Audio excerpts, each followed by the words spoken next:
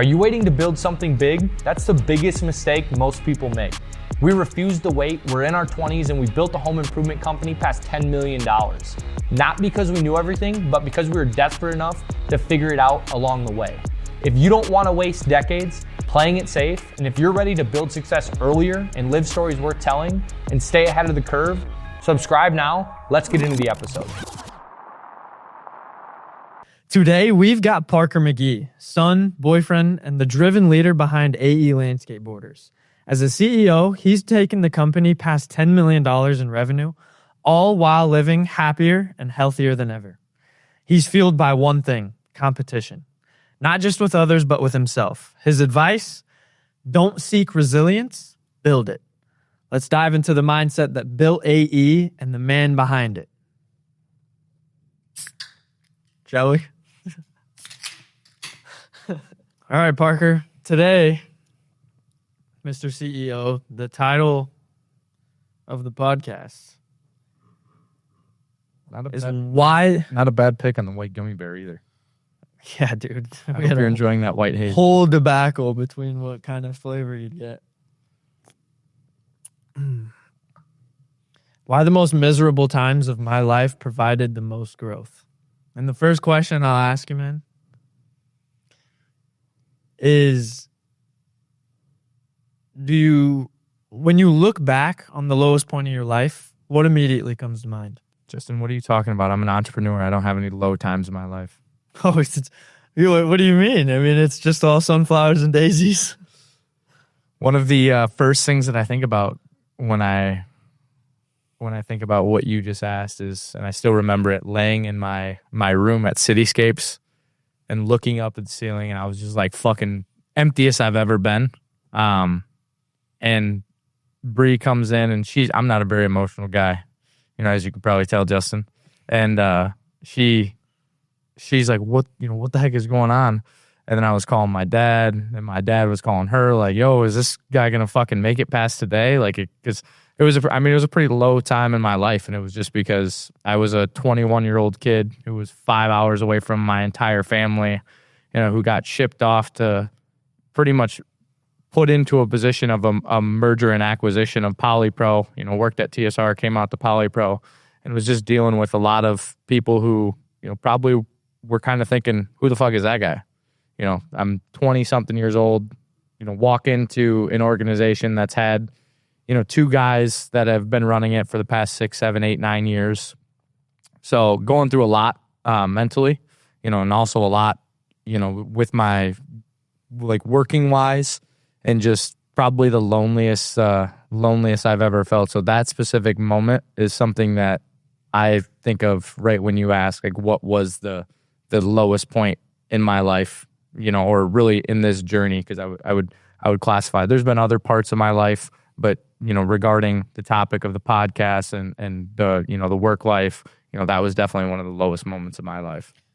Ultimately, do you feel like when you even accepted like the position and like moved out here, like, do you feel like, did you expect it to be that hard? No, you never do, right? Yeah. Especially because I was pretty protected, right? Living only an hour and a half from home or Jeff, or like I could see my parents, I could see my mom, I could, they could send up help. You think you're king shit when they're doing stuff for you that I didn't necessarily see every day. And then you get thrown out there and it's like, okay, now really figure it out. And then it's a whole different ballgame. What helped? Because, I mean, that sounds like it sucks. Like, what helped you get through, that one point laying in your bed? Like, what really? I think just going back to the quote we talked about, right? If you seek resilience, you'll never find it. It's built. It's the same thing we go through every single morning when we get in the ice bath, because I know that's building me to be resilient, and it's building me to just enjoy hard shit. When I do that in the morning, the rest of the day, a lot of times we seek, I'll be like, I don't want to do that. All right, now I'm doing it. Mm-hmm. Just automatic. Do you feel like, ultimately it takes repetition, but like when you look back on that hardest point, like what would be your advice? And I guess before you answer that question, like my advice to that young Parker would probably be to lose any expectation of like this is going to be easy. And like it's supposed to be hard.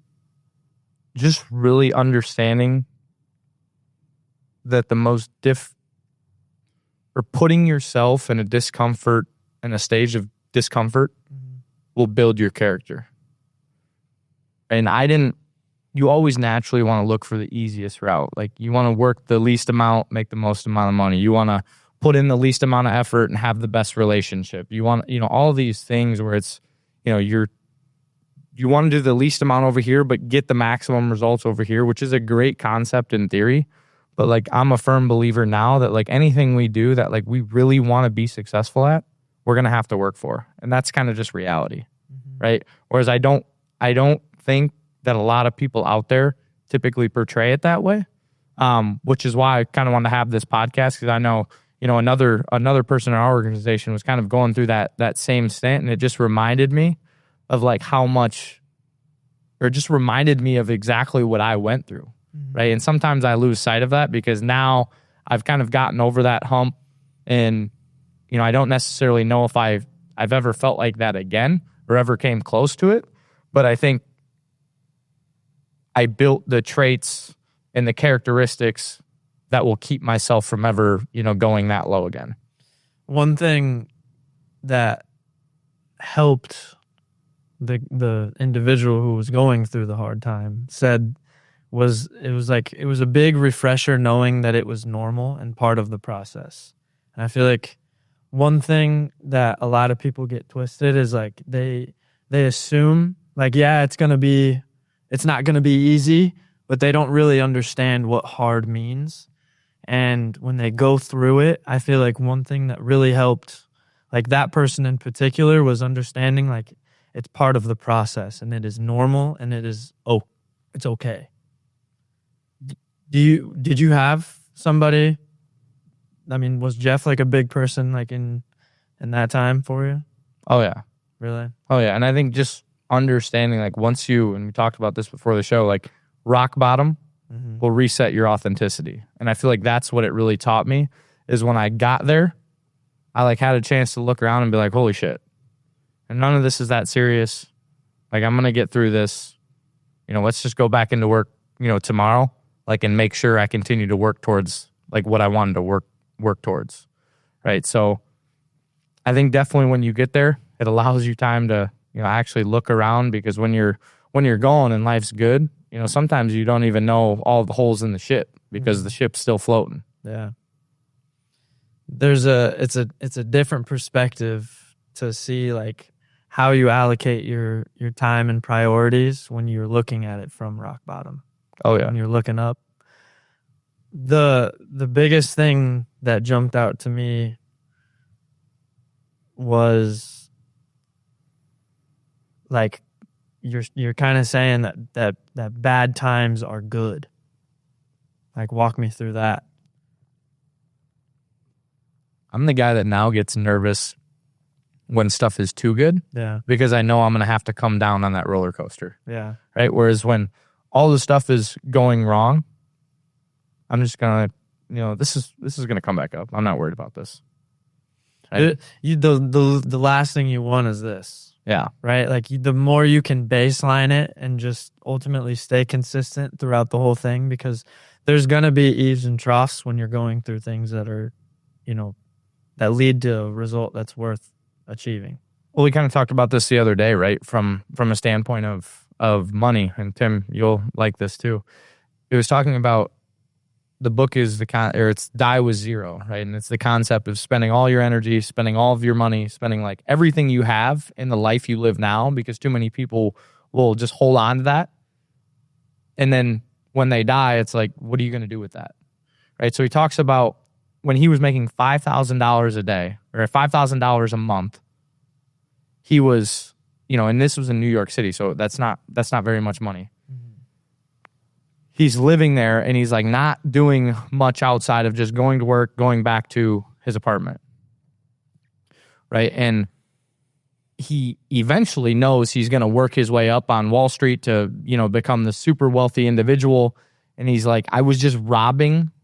I wasn't spending any money. I wasn't going out with any friends. Like, I wasn't doing anything. And he was pretty much robbing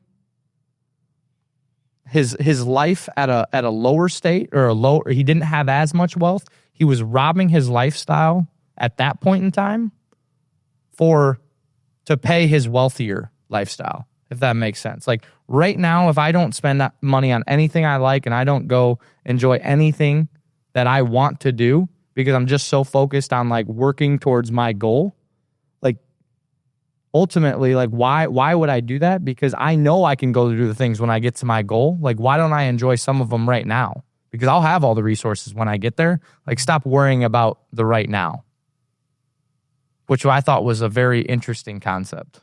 Yeah. Well, and I think, like, even that, like, it's easy to focus on the right now. Like, super easy to just like play it safe. Like, you have to put yourself into hard situations ultimately, because I mean, the whole point of the podcast, like, you grow more if you put yourself into harder positions. Devin Gieseking told me this. He was like, dude, spend your money, because like, if you look at an empty bank account, like, you're going to want to hustle more. Yeah. Like, you're going to grow more because like, you just have more drive and you're not as complacent. It's kind of the same concept too. Like, you have a shitty day, you go home and you binge eat or this, that, or the other. That is such a quick feeling of comfort, versus then you wake up the next morning, you don't feel as lean, you don't feel as fast, you don't feel as driven. You stunt your growth. Right? You stunt your growth versus you come home from a shitty day, you're not really craving, the chicken and rice or, the healthy meal that you might have set out, and you eat that. It's going to be discomfort for a little bit, but then tomorrow you wake up, the dust settles and you're ready to fucking go again. Is there any way that you can... Do you think comfort can ever create the same growth as discomfort? No chance. Why? No chance. There's just nothing. The good moments will never be as good of a teacher as the bad moments. Because I know whenever I've done something bad, I've known not to ever go back there. It's kind of like touching the hot stove. Never to touch the hot stove again, versus the stove, didn't burn your hand, right? You'd probably just continue touching that. You'd not really remember a thing about it. People, I feel like, you look back on times like that and like, you never wish that it would happen again, but you're always super glad that it did, because like, even something as simple as just touching the stove, like, you grow, and like, moving forward, like, you'll never touch the stove again. Well, and what are you going to do about it, right, Justin? All the bad shit that's happened to you in your life, what are you going to do about it? Well, you can't do anything about it. You just have to go forward. I think that's one of the things that it really taught me. Like, when I reached rock bottom and I keep going through this path, my emotional maturity is something I take a lot of pride in. Like, there's stuff that people call me, hey, trailer's broken, hey, person walked off job site. The reality is, of running a business, sometimes bad shit happens, and I'm just kind of like, okay, like, what's the solution now? Like, can we get the job? Can I go out there? Like, can I run the lead? Like, can we have somebody else run the lead? Like, let's just solve the problem, because we're never going to fix what already happened. And I feel like my emotional maturity, and they talk about that in entrepreneurship, right? The entrepreneurship is a game of the last man standing. I truly feel like my emotional maturity, which was created because of those darkest moments in my life, are what make me such a good entrepreneur. Well, like, part of it is like you don't look at things as emotional. Like, when you're in those times, like, instead of, like, I'm sure when you first go through it, like, you look at the situation that you're in instead of the lesson to be learned from it.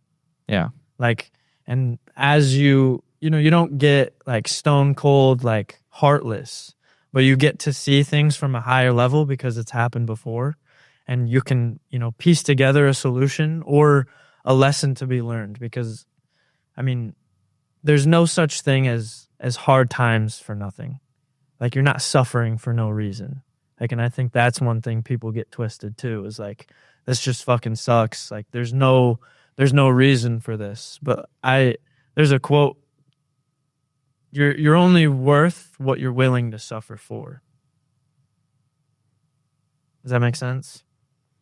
Yes, I like that. Yeah. Like, ultimately, like, it's not the, you know, the gold medal that makes it, you know, worth it. It's the times that you spent practicing, like sweating, crying, like thinking that it's, you know, you're laying in your bed, like literally at your lowest point. And I think that's what makes the reward of making it out so much more worth it. Well, it's very cliche to say, but the journey is always better than the destination. Always, dude. And I think so many times people focus on the destination and don't think about the journey necessary to get there. So that's by far my favorite part. Like, I love just being in the thick of it and just, you know, ultimately the goal is the destination, but just the journey of going through it is just phenomenal. To go back to the question, like, what's one thing? Hold on, I don't want to butcher this. When you look back on the lowest point in your life, what immediately comes to mind, and for me, is like, I made it through it. Like, I got through it. And whenever something else hard comes in there, like, no matter if it's in business or in life, I've gotten through hard times before, and I know I have the balls to get through this too. And I think that's something that can be applied to pretty much anything. Well, and again, I think a big thing that stunts a lot of people's growth, and I've seen it time and time again with people that I think could eventually be more than, you know, where they're at. They're already a pretty high achiever, and I'm like, this guy's, you know, I think this guy's got another gear to get into. You know, the main thing that I've seen hold those guys back is just the ability for them to kind of play the why me card. Mm-hmm. Right? And at the end of the day, like, we all got our own issues, you know, and it's the higher you go, the more problems you have typically. And it's just, again, the ability to see them, you know, touch them, feel them, and just say, oh, let's find a solution. Like, let's work towards the goal, even with these problems, because it doesn't change what we were doing. Well, you have an opportunity to, like, justify why you didn't accomplish it, or you have an opportunity to accomplish it despite the hard time. Yeah. Right? And ultimately, like, that's where the growth is made. Yeah. There's no, again, it's not for any reason, like, no reason at all. Like, ultimately, you suffer, and again, instead of looking at the situation you're in, like, look at how you can grow from this, and the opportunity or the lesson to be had. Like, a victim mindset will, stun it. Like, you're never going to get past that, because, like, you'll run into another hard time, and then another, and you'll always get stuck at the fact that it's hard, instead of getting over it and getting the benefits of what's behind it. Speed fucking kills. Speed kills. Like, the faster you can just run through that shit, you're gonna be out of that phase soon enough. So just go through it. Alex Ramosi says, you know, resilience is how fast you can get back to baseline. Like, we talked about the eaves and troughs. Like, it's literally just, like, the most important thing is this. And it's unsexy. And I'm sure, like, as an entrepreneur, like, big company, like, you know, you can always say, woe is me, but, like, nothing gets fixed. Yeah. You can't. I mean, you got to get up and go take what's yours. I have a quote. It says, I don't wish for an easy life because there is no growth of my powers. Give me a challenging life, one that brings out the finest in me, for this makes an iron will and then an unconquerable character.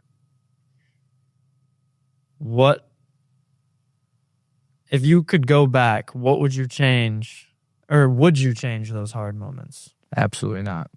In the moment, you think you would? Yeah. Absolutely not. Because they reset me. They grounded me. They gave me, you know, my baseline, and, you know, they allowed just so much more opportunities for me. What advice do you have for people that are, ultimately going through hard times? Because I feel like nobody's life is perfect, and whatever degree it is. Like, I feel like there are some evergreen principles that can be applied to like unideal situations. It's not a sexy answer, but it takes you, right? It takes you to pull yourself out of that. You can't go find, that the point in which you go find happiness through something external, like that's going to be gone when they leave, right? So the ability for you to internally be like, hey, I'm in this tough time. Like, what can I do? Can I read? Can I, ice bath to make sure I'm doing something hard every morning? Can I go to the gym? Can I just really dominate my space in my workplace, or really dominate my space in my relationship? So I think it really takes you as an individual to pull yourself out of that. Like, stop looking for the external things to pull you out of that, because it's never going to happen. Well, also stop looking at the external things to blame. Yep. Too. You know what I mean? Because again, it does come down to you. And I think like you can either choose to sulk in it, or you can choose to see the good in it, and like choose to see that something good can happen and something good is happening right now. Because ultimately, like with hard times brings an equivalent seed of prosperity. Like, yes. Always. Like, no matter, I mean, even if you don't get something from it right away, I mean, you said, what was the quote you said, like right before we were rolling? What was that? You don't find resilience, you'll build it. Yeah. I mean, ultimately, like, it's not something you can measure, but you're building yourself, you're adding strength to the armor to where, like, when something really does hit the fan, like, you're going to handle it, and people are going to ask how. Got one last question, however you want to wrap it up. Number one, hard is normal and hard is supposed to happen. Number two, there's always an opportunity to be had in hard, so look for that. And number three, move forward knowing that whenever something hard happens, you are that kind of person that has made it through hard before, and this is no different. I'd wrap it up in just repeating exactly what I said. Don't stop seeking resilience. Build it. Yep. And you'll build it through your lifestyle, your habits, anything you do in your daily life. Like, go build resilience. Like, internally, understand how to handle that hard and enjoy it. Because those are the best times of my life. You always look back and smile at it.